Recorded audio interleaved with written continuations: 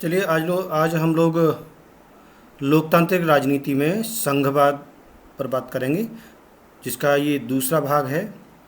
इससे पहले हम एक भाग देख चुके हैं, उसको देख लेते हैं। इसमें क्या क्या देख लिया है। देखिए, अभी तक हमने सत्ता के स्वरूप, एकात्मक संघीय शासन व्यवस्था, विश्व में संघीय शासन व्यवस्था, संघीय शासन व्यवस्था की विशेषताएं, भारत में संघीय व्यवस्था और विधायी अधिकारों का बंटवारा, ये देख लिया है। इसको हम देख लेते हैं। थोड़ा प्रस्तावना प्रश्न आप सोचिए। ये 2-3 प्रश्न हैं जिनके बारे में आप कितना जानते हैं। भारत में सत्ता के कौन कौन से स्वरूप, सॉरी विश्व में सत्ता के कौन कौन से स्वरूप हैं, इससे पहले हमने पढ़ा था। जी हाँ, एकात्मक और संघीय।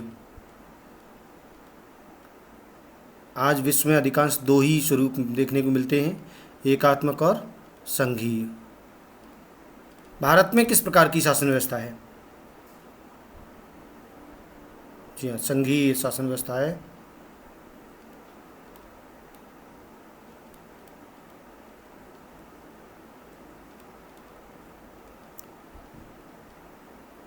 अच्छा, सोचिए, संघीय व्यवस्था कैसे चलती है। चलिए, आज हम लोग इसी पर बात करेंगे, संघीय व्यवस्था कैसे चलती है। और इसके अंतर्गत ये 2-3 बिंदु हम कवर करेंगे आज। भारत, ये जो भाषा नीति है या भाषाई विविधताएं हैं, केंद्र और राज्यों के से संबंध और गठबंधन सरकार है, इस पर आज हम बात करेंगे। देखिए, सबसे पहले तो हम भारत की बात करें तो जब भारत स्वतंत्र हुआ 1947 में, तो उस समय बहुत कठिनाई थी, बहुत सारी विविधताएं थीं। भारत लगभग 562 रियासतों में बटा हुआ था। ये आप नक्शा देख पा रहे होंगे। सन 1947 का ये नक्शा है भारत का, जिसमें अलग अलग राज्यों को दर्शाया गया है। कुछ बड़े बड़े प्रांत हैं और उनमें भी अलग अलग ये राज्य हुआ करते थे। तो ये इस तरह के ये नक्शा था उस समय, इस तरह की विविधता थी।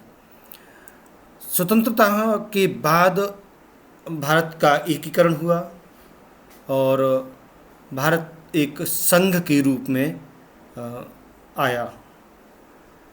अब इसके बाद जब संघ के रूप में संगठित तो कर लिया गया, लेकिन इसकी जो विविधताएं थीं उनका महत्व भी बनाए रखना बहुत ज़रूरी था। तो उसके महत्व को सबसे पहले महत्व दिया गया भाषाओं को। भाषाओं के आधार पर राज्यों का पुनर्गठन किया गया 1956 में। सबसे पहले राज्यों का पुनर्गठन हुआ भाषा के आधार पर 1956 में। और ये जो भाषा के आधार पर जो निकल के आया भारत, वो इस तरह से था कुछ।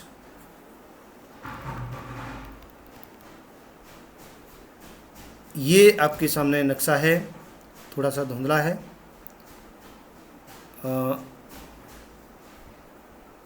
इसको देखिए, भाषाई राज्यों के बाद ये नक्शा जो हमें दिख रहा है वो हुआ। अच्छा, भाषा के आधार पर 1956 के बाद फिर कुछ राज्यों का पुनर्गठन उनकी सांस्कृतिक परंपराओं, भौगोलिक स्थिति और जातीयता के आधारों पर फिर किया गया।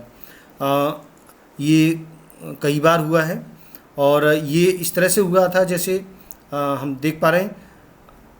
ये अभी लेटेस्ट जो हुआ है उत्तराखंड, छत्तीसगढ़ और झारखंड का हुआ। फिर नागालैंड, पूर्वोत्तर राज्यों का अलग अलग उनकी संस्कृतियों के आधार पर पुनर्गठन हुआ है। और पुनर्गठन के बाद ये भारत का नक्शा, वर्तमान नक्शा अभी हमारे सामने प्रस्तुत है। अब भाषा के बारे में थोड़ा सा बात करते हैं, संवैधानिक बातों की। भाषा के आधार पर जब राज्यों का पुनर्गठन हुआ तो भाषाओं को महत्व भी देना था और इसीलिए संविधान का जब गठन हुआ तो 14 भाषाओं को संविधान के अंतर्गत उसको महत्व दिया गया था। भाषाओं के बारे में अगर बात करें तो 2011 की जनगणना के अनुसार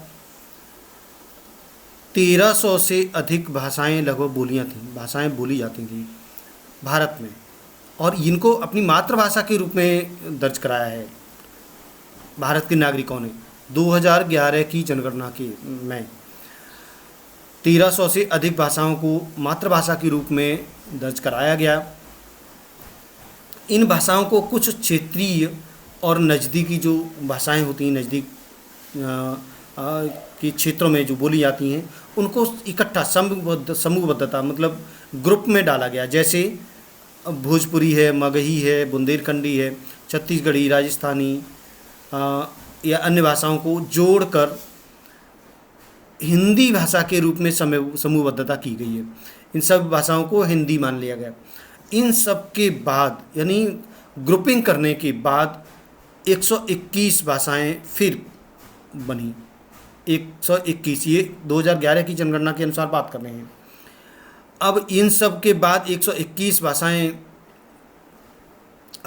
भारत में पाई गई, लेकिन इसको सबको मान्यता नहीं दी गई।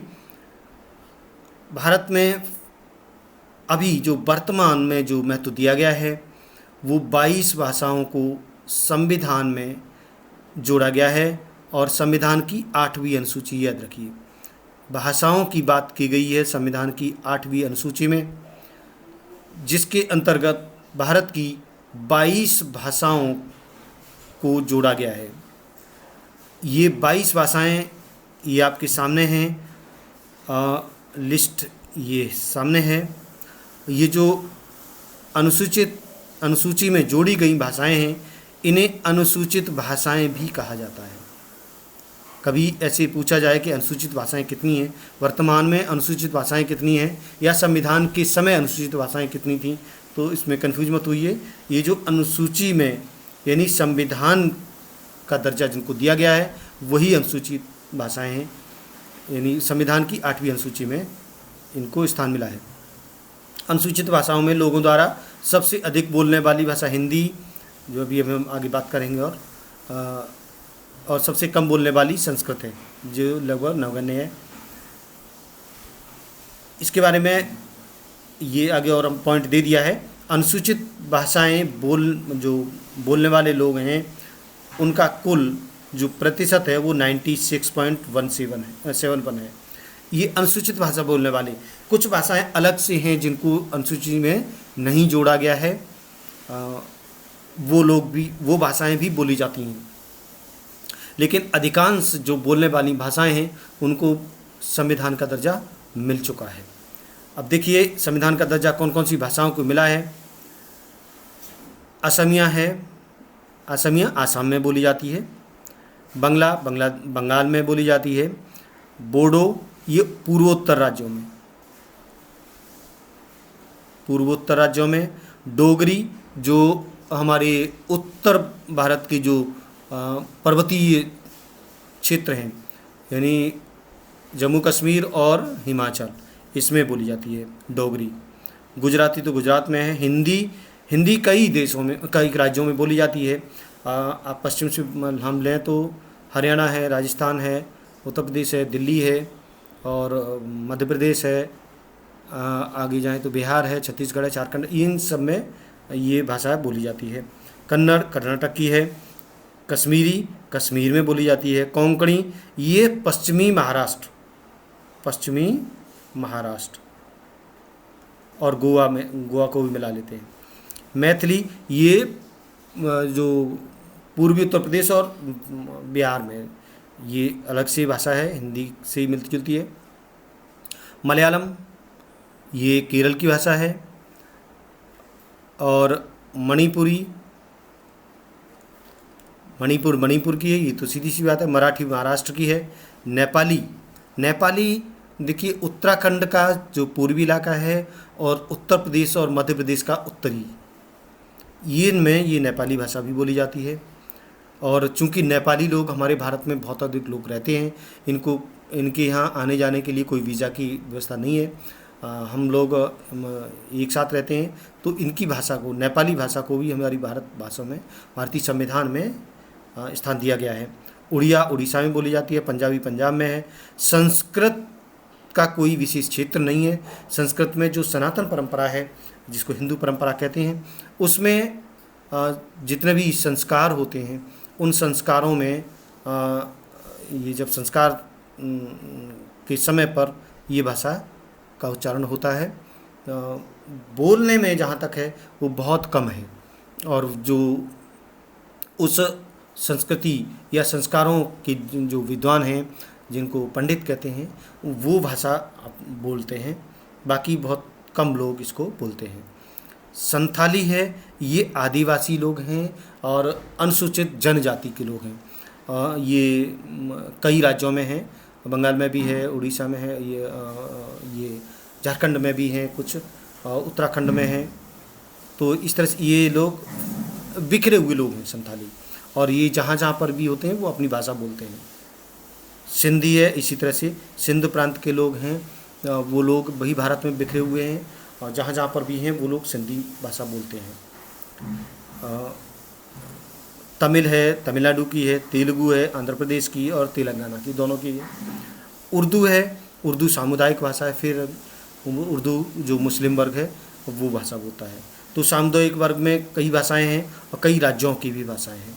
तो इस तरह से सबू को इतनी विविधताओं को एकता के एक धागे में पिरोया गया है भारत में, और इस तरह से ये संघवाद को एक विधायी रूप दिया गया है इसमें, इस भाषा के माध्यम से।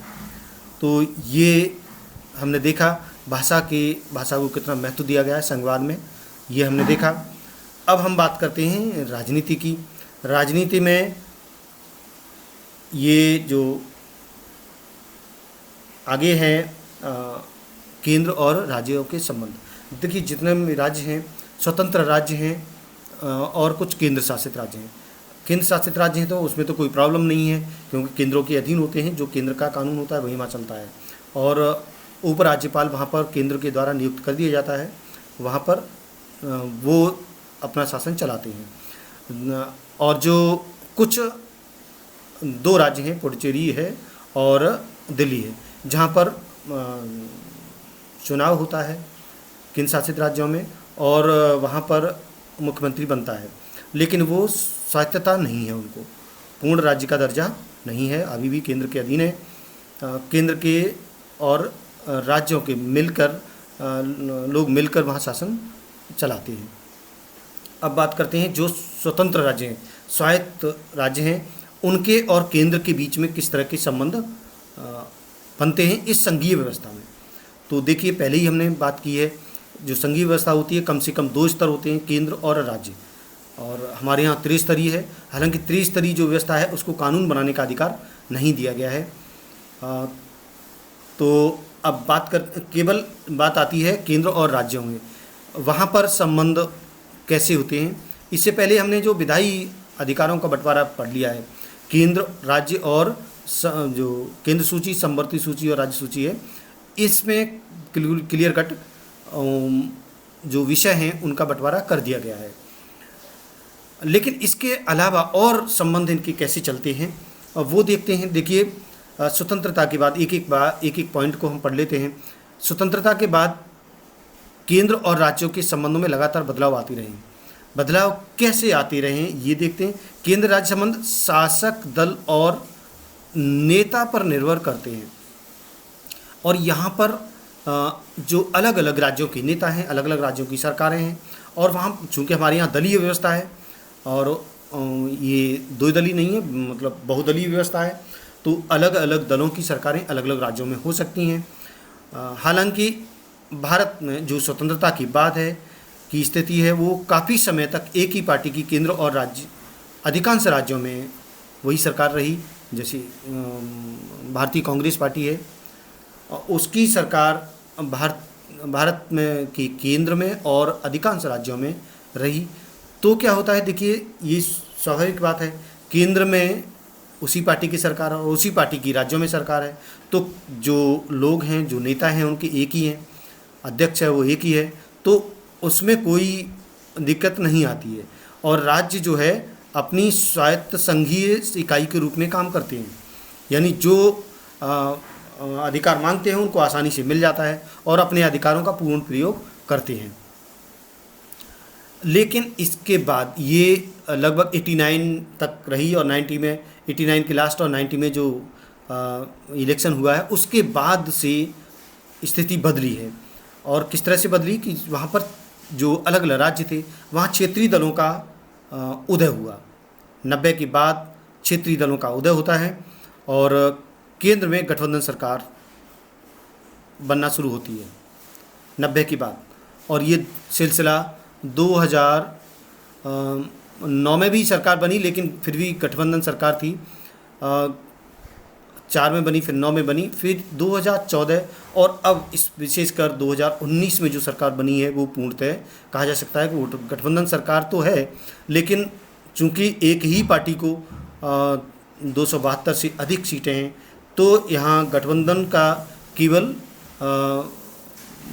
वो अपना पार्टी बनाए हुए है, लेकिन चाहे तो स्वतंत्र रह सकती है। तो इसको गठबंधन की सरकार नहीं कहा जा सकता, हालांकि चल रही है। तो ये हम देखते हैं कि 1990 के बाद जो क्षेत्रीय दल उभर के आए तो उसके बाद और अब तक की जो राजनीति आई हुई है या शासन व्यवस्था चली है उसमें कैसे कैसे बदलाव आए हैं। देखिए 1900 स्थिति के बाद जो बदलाव आया है उसमें अब हम थोड़ा सा बात एक और कर लेते हैं कि केंद्र और राज्यों के बीच संबंध किस तरह से हो सकते हैं। देखिए जो हमने बात की 1990 से पहले एक ही दल की सरकार थी तो कोई दिक्कत नहीं थी, जो केंद्र कहेगा या पार्टी कहेगी वही दोनों तरफ माना जाएगा। लेकिन अगर केंद्र और राज्यों में अलग अलग सरकारें हैं, अलग अलग दलों की सरकारें हैं, तो फिर दो स्थिति बनती हैं। एक स्थिति तब जब क्षेत्रीय दल कमज़ोर हों और जो केंद्र है वो मजबूत स्थिति में हो। तब क्या स्थिति होगी? जब देखिए ये हो सकता है केंद्र मजबूत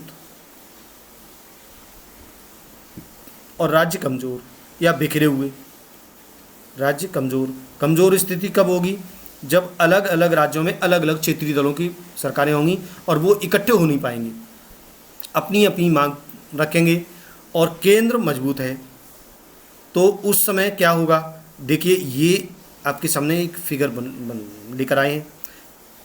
यहाँ पर राज्यों की शक्तियाँ हैं और जिनको बांट रहे हैं, केंद्र सरकार बांट रही है, तो एक कटोरा लेके भीख जैसे मांग रहे हैं, क्योंकि ये इतने लोग हैं, ये एक नहीं है, इकट्ठे नहीं हैं, सब अलग अलग हैं। अलग अलग राज्यों में अलग अलग सरकारें हैं और इकट्ठे नहीं हो पाते और वो कमज़ोर हो जाते हैं। उस समय उस स्थिति में केंद्र मजबूत होता है और स्वायत्तता का प्रयोग नहीं कर पाते या स्वायत्त इकाई, संघीय इकाई के रूप में काम या अपने अधिकारों का प्रयोग नहीं कर पाते। उस समय इनको केंद्र के अधीन ऐसे रहना पड़ता है जैसे वो केंद्र के अधीन हो। एक और पॉइंट है, जब केंद्र और राज्यों में अलग अलग दलों की सरकारें हो रही हैं तो केंद्र और राज्यों में अधिकारों की अनदेखी की गई है। ये पॉइंट हमने डाला है इसमें, राज्यों की अनदेखी की गई है, ये फिगर इसमें है। और ये स्थिति कब होती है? जब केंद्र मजबूत है और राज्य कमज़ोर है। अब इसी के उलट दूसरी स्थिति भी हो सकती है, जब केंद्र कमज़ोर हो, यानी अब वो स्थिति कब होगी? जब राष्ट्रीय दल की सरकार केंद्र में नहीं बन पा रही है। यहाँ पर वो है कि राष्ट्रीय दल की सरकार है और क्षेत्रीय दल अलग अलग बिखरे हुए हैं। लेकिन एक स्थिति ऐसी आती है कि क्षेत्रीय दल मजबूत हो जाते हैं और जो राष्ट्रीय पार्टी है, राष्ट्रीय दल हैं, वो कमज़ोर हो जाते हैं।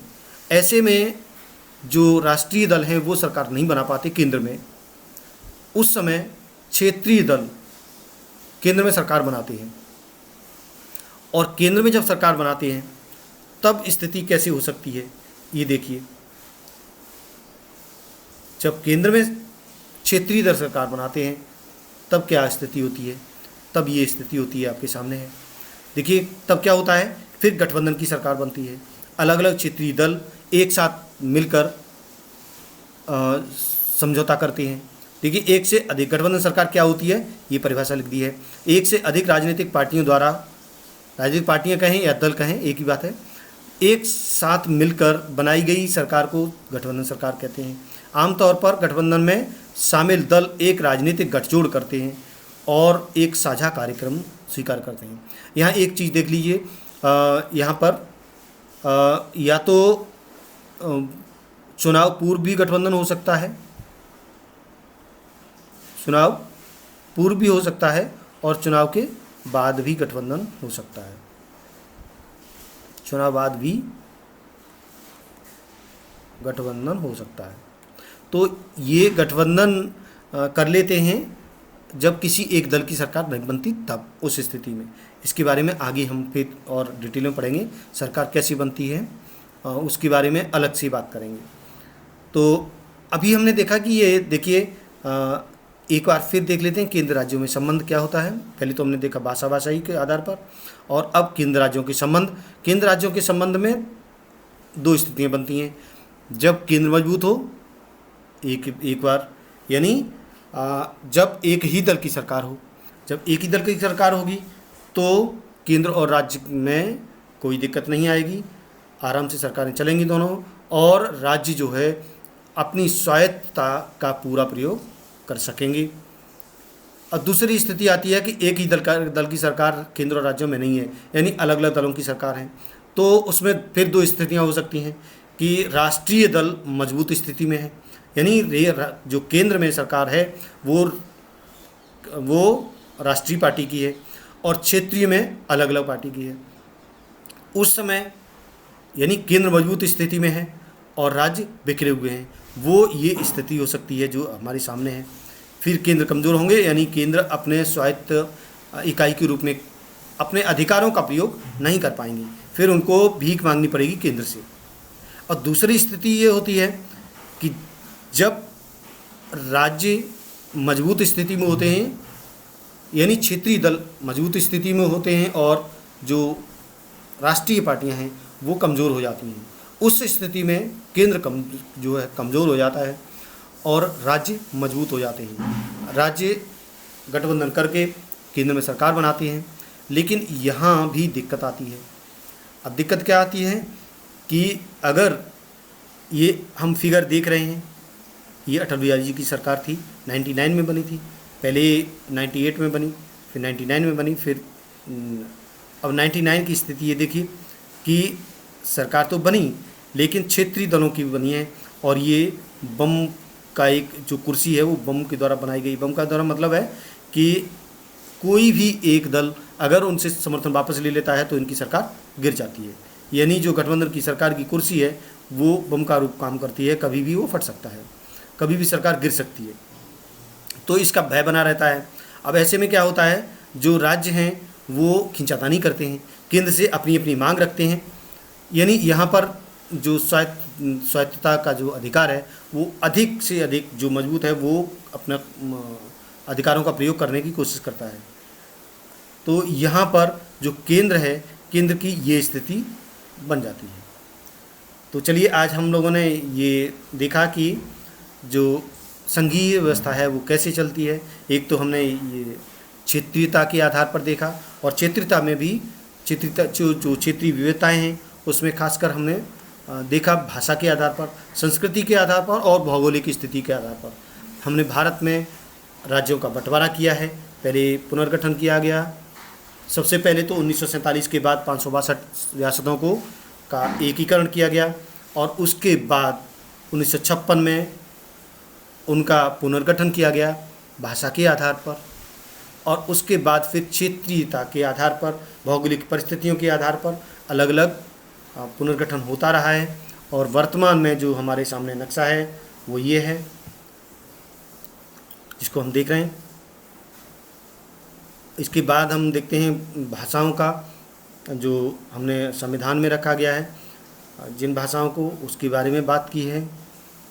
यहाँ एक चीज़ बहुत इम्पोर्टेंट है, भाषा से हमने जो बात की है उसमें अंग्रेजी भाषा को अनुसूची में शामिल नहीं किया है, ये इम्पोर्टेंट बात है। अंग्रेजी भाषा को भारत के संविधान की अनुसूची में शामिल नहीं किया गया है, लेकिन फिर भी ये दूसरी सबसे बड़ी भाषा बोलने में दूसरी भाषा के रूप में लोग इसका चयन करते हैं। और ये भारत की जो कार्यालयी भाषा है, ये कार्यालयी भाषा भी ये इसको बनाया गया है। जितने भी कामकाज होते हैं और ख़ासकर जो न्यायपालिका के हैं, उच्च न्यायालय और सर्वोच्च न्यायालय, वो अंग्रेजी में ही काम होते हैं। तो अंग्रेजी को इतना महत्व दिया गया है, लेकिन संविधान में महत्व नहीं है, संवैधानिक दर्जा इसको नहीं मिला है, याद रखिए। इसके बाद ये राज्यों की बात की है हमने, केंद्र और राज्य संबंध। तो आज के लिए हम इतना ही करते हैं। आज थोड़ा सा इसका रिवीजन कर लेंगे गृह कार्य के रूप में। प्रश्न नंबर 1 है, भाषा के आधार पर सर्वप्रथम राज्यों का पुनर्गठन कब किया गया? अभी हमने बात की है 1956 में। भारतीय संविधान की कौन सी अनुसूची में भाषाओं को रखा गया है? 8वीं, याद रखिए। वर्तमान में कितनी भाषाओं को संवैधानिक दर्जा प्राप्त है, अथवा भारत में कितनी अनुसूचित भाषाएं हैं? एक ही बात है। और प्रश्न नंबर 4 थोड़ा बड़ा है, भारत की संघीय व्यवस्था में केंद्र और राज्य संबंधों पर प्रकाश डालिए।